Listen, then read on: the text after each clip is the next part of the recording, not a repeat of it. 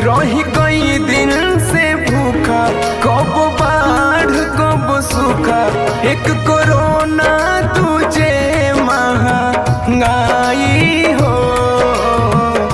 तू ही बोला कैसे आई, नइखे पासे एको पाई हो।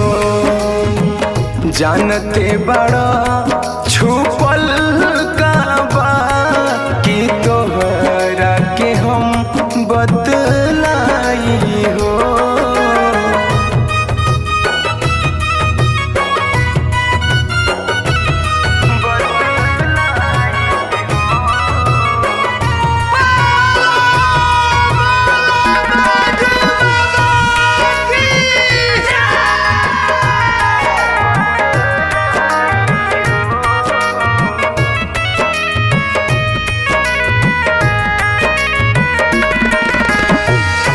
इहे भूख दुख दूर कर बाबा, देशवा में मचल हाहाकार। देशवा में मचल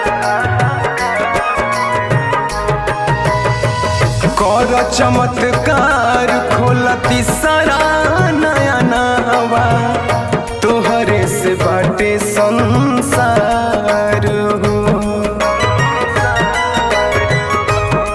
कैसे से वो काई इज्जत के बचाई हो। तू ही बोला कैसे आई, नइखे पासे एको पाई हो।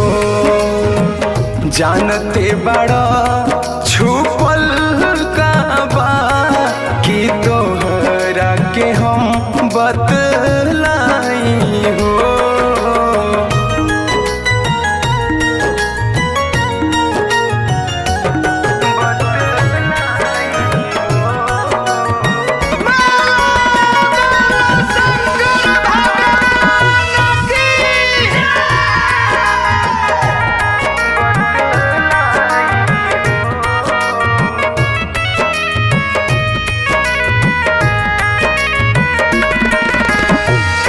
मंदिर शिवाला में लागल बताला, हे कैलाश के वासी। हे कैलाश के वासी, तोहरे से दिन होला, तोहरे से रात हो। तू ही हो शिव अविनाशी।